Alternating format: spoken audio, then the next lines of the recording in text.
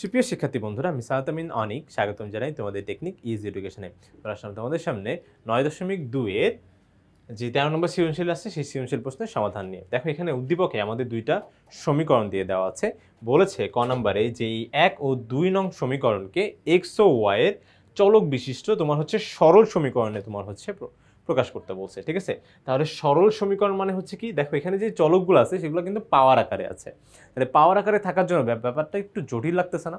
জটিল লাগতেছে। ঠিক আছে, তাহলে এগুলোকে একটু সরল সমীকরণে আমাদের পরিণত করতে হবে। তাহলে সরল সমীকরণে আমরা কিভাবে পরিণত করতে পারি, যে দেখো আমাদের যেটা দেওয়া আছে, দেখো এখানে কিন্তু তোমার 2 × 2, ঠিক আছে, এখানে কিন্তু ভিত্তি ভিত্তি মিলে গেছে। তাহলে গুণের ক্ষেত্রে ভিত্তি ভিত্তি মিললে পাওয়ার পাওয়ার কি করতে হয় ভাইয়া, যোগ করে দিতে হয়। তাহলে উপরের পাওয়ার 2x প্লাস হচ্ছে কত, y - 1। ঠিক আছে, তাহলে এইভাবে ধরেন হচ্ছে পাওয়ারগুলো যোগ হয়ে গেল। তারপরে ধরেন এখানে আছে 64। এই 64কে আপনি না চাইলে 2⁶ লিখতে পারেন। ঠিক আছে, 2⁶ কেন লিখলেন? 2⁶ করলে আপনার হচ্ছে 64 আছে, এটা বুঝলাম। কারণ 2⁶ কেন লিখলেন? কারণ হচ্ছে আমি এখানকার ভিত্তিটা আসলে মিলাইতে যাচ্ছি। দেখো এখানে ভিত্তি ভিত্তি মিলে গেছে। তো আমরা জানি যে তোমার হচ্ছে সমান সমানের উভয় পাশে যদি ভিত্তিগুলো মিলে যায় তাহলে সেক্ষেত্রে ভিত্তিটা আমি বাদ দিয়ে দিতে পারি। তাহলে বাদ দিলে এখানে কি হবে বলতো, 2x + y - 1 = কত হচ্ছে, 6 হচ্ছে। -1 ওই পাশে চলে গেলে কত হয়ে যাবে, যে ভাইয়া এখানে y থাকবে -1, এই পাশে চলে গেলে +1 হয়ে যাবে। আর 6 + 1 মানে 7। ঠিক আছে, তাহলে 2x + y = 7 কিন্তু চলে আসবে। ঠিক আছে, আমরা যদি এখানে একটু দেখি, এই যে দেখো 2x + y = 7, ঠিক একই রকম সমীকরণটা সমাধান করে আমরা কিন্তু 2x + y = 7 পেয়েছি। দেখো সমীকরণ এখনো সমাধান করি নাই, আসলে এটাকে একটু সরল আকারে তোমার হচ্ছে প্রকাশ করা কিন্তু হয়ে গেছে। ওকে, এর পরবর্তীতে আমাদের হচ্ছে দেখি 2 নাম্বারটা কি বলছে। 2 নম্বরে যেটা দেওয়া আছে, দেখো এখানে 3টা কিন্তু ভাগ অবস্থায় আছে। তাহলে ওই পাশে চলে গেলে কি হয়ে যাবে, গুণ হয়ে যাবে ভাইয়া।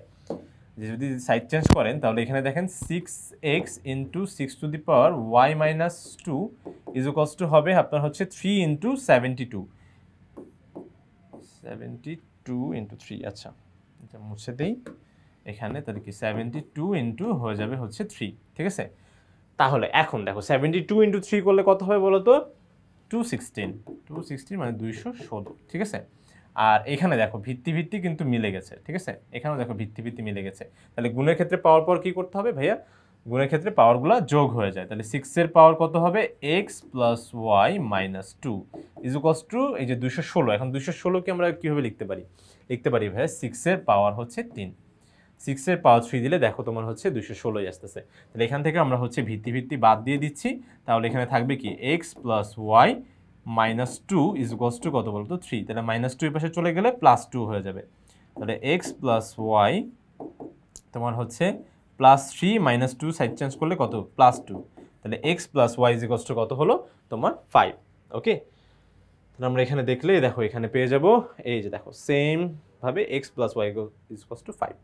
বলছে এটাকে সরল সমীকরণে হচ্ছে তোমার প্রকাশ করতে বলেছে বা পরিণত করতে বলছে। দেখো সেটা কিন্তু হয়ে গেছে। ঠিক আছে, সরলীকৃত সমীকরণ দ্বয় হবে, একটা হবে 2x + y = 7, একটা হবে x + y = 5।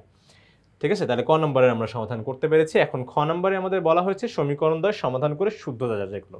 তার মানে সমীকরণগুলোকে সমাধান করতে হবে, তারপর এটা শুদ্ধতা যাচাই করতে হবে। তাহলে এখানে আমরা দেখি যে লেখা যে সমীকরণটা, দেখো সমীকরণ আমি হচ্ছে প্রথম তো আমার 1 আর 2 দেওয়াই ছিল, সেই জন্য আমরা হচ্ছে নতুন আমাদের সমীকরণটাকে আমরা প্রথম সমীকরণটাকে ধরেছি 3, আর তোমার দ্বিতীয়তে আমরা হচ্ছে যে সমীকরণটা পেয়েছি সেটাকে ধরেছি 4 নম্বর। মানে 1 ও 2 অলরেডি ছিল, তো সেই জন্য এটাকে এইভাবে ধরে ফেলছি। এখন বলছি এটাকে সমাধান করতে। কথা হচ্ছে আমরা সমীকরণ সমাধান করি কিভাবে।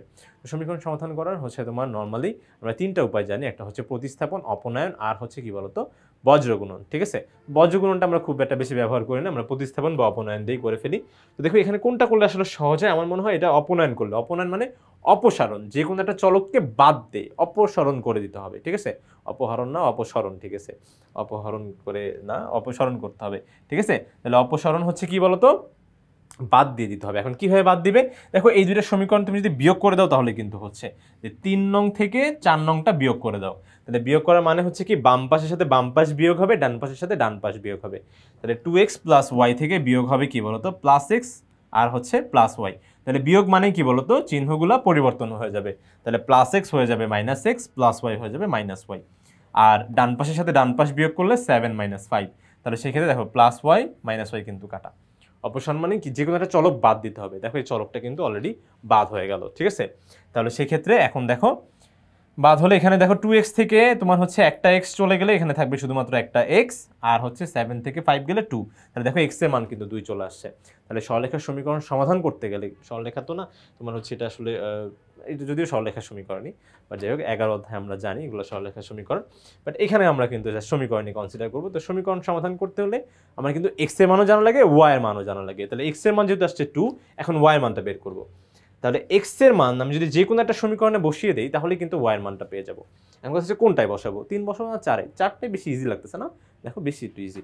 তাহলে সেক্ষেত্রে এই যে দেখো আমি হচ্ছে জাস্ট x = 2 4-এ বসিয়ে, ঠিক আছে, 4 নং সমীকরণে বসাইলে তোমার হচ্ছে x এর জায়গায় কত লিখবো ভাইয়া, 2 লিখবো।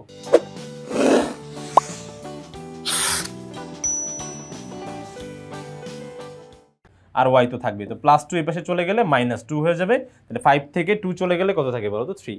তাহলে সমীকরণ কিন্তু সমাধান হয়ে গেল, x এর মান আসছে 2, y এর মান 3। এখন শুদ্ধতা যাচাই করব কিভাবে, যে আবার পুনরায় ওই x এর মান আর y এর মানটা বসাবো সমীকরণে। বসানোর পরে দেখি যে আমাদের হচ্ছে যে বাম পাশ এবং ডান পাশটা সমান আসতেছে কিনা। তাহলে দেখো আমার হচ্ছে প্রথম যে সমীকরণটা, মানে 3 নম্বর যে সমীকরণটা ছিল সেটা কি ছিল, 2x + y = 7 ছিল, ঠিক আছে। তাহলে দেখো x এর জায়গায় আমরা কত বসাবো বলো তো, 2 বসাবো। যে বাম পক্ষে মানে ডান পাশ, এটা হলো তোমার হচ্ছে বাম পাশ আর এটা হচ্ছে ডান পাশ। তাহলে বাম পাশে আমরা হচ্ছে x এর মান যখন 2 বসাচ্ছি আর y এর মানটা যখন 3 বসাচ্ছি, তখন দেখো 7ই কিন্তু আসতেছে, 7। তাহলে বাম পক্ষ আর ডান পক্ষ কি মিলে গেল না, বাম পক্ষ তার মানে LHS আর এখানকার RHS দেখো মিলে গেছে কিন্তু, ঠিক আছে, মিলে গেছে। তাহলে সেক্ষেত্রে প্রথম এই 3 নম্বরের জন্য তোমার হচ্ছে শুদ্ধতা যাচাই করা হয়ে গেল। এটাকে বলা হচ্ছে শুদ্ধি পরীক্ষা, যে আসলে ঠিক আছে কিনা, যে x আর y মানটা বের করলাম এটা আসলে ঠিক আছে কিনা। আচ্ছা, আর তোমার হচ্ছে 4 নম্বর সমীকরণ তো খুব সহজ ছিল, x + y = 5 ছিল। তাহলে দেখো x এর মান 2, y এর মান তুমি হচ্ছে কত বসাচ্ছ বলো তো, 3 বসাচ্ছ। তাহলে 2 + 3 করলে কত, 5ই হচ্ছে। 2 + 3 যে x + y = 5 ছিল, তাহলে এটা ছিল বাম পক্ষ, তো বাম পক্ষে x এর মান 2 আর y এর মান 3 বসালে 5ই আসতেছে। এই দেখো ডান পক্ষের সমান হয়ে যাচ্ছে। তাহলে সেক্ষেত্রে এখানেও বাম পক্ষ এবং ডান পক্ষ মিলে গেল। তাহলে অবশ্যই তাহলে প্রাপ্ত সমাধানটা সঠিক, ঠিক আছে। এইভাবে আমরা কিন্তু শুদ্ধি পরীক্ষা করে শুদ্ধতা যাচাই করে ফেলতে পারি। আচ্ছা, তাহলে খ নম্বরেরও আমাদের হচ্ছে কাজ শেষ। এরপর আমরা সরাসরি চলে যাবো আমাদের গ নম্বরে। গ নম্বরে বলা হয়েছে x ও y এর মান যদি কোনো চতুর্ভুজের সন্নিহিত বাহুর দৈর্ঘ্য হয়। সন্নিহিত বাহু আবার কি জিনিস ভাইয়া, ধরো চতুর্ভুজের, ধরো এই একটা চতুর্ভুজ, ঠিক আছে, চতুর্ভুজের যেই দুইটা বাহু মিলে কোণ উৎপন্ন করে, ঠিক আছে, যেই দুইটা বাহু মিলে কোণ উৎপন্ন করছে, দেখো এইটা আর হচ্ছে এইটা এবং এটা মিলে কিন্তু একটা কোণ উৎপন্ন করছে, তাহলে এরা কিন্তু পরস্পর সন্নিহিত বাহু। তাহলে এই সন্নিহিত বাহুর অন্তর্ভুক্ত কোণ যদি 90 ডিগ্রি হয়, তার মানে এই যে দেখো সন্নিহিত বাহুর অন্তর্ভুক্ত কোণ যদি 90 ডিগ্রি হয়, তাহলে তবে চতুর্ভুজটি আয়ত না বর্গ, আগে সেটা উল্লেখ করতে বলছে। তাহলে এখন তোমার হচ্ছে x আর y কেই কিন্তু তোমার হচ্ছে সন্নিহিত বাহুর দৈর্ঘ্য ধরতে বলছে। তাহলে x এর মান আসছিল আমাদের 2 আর y এর মানটা আসছিল কত, 3।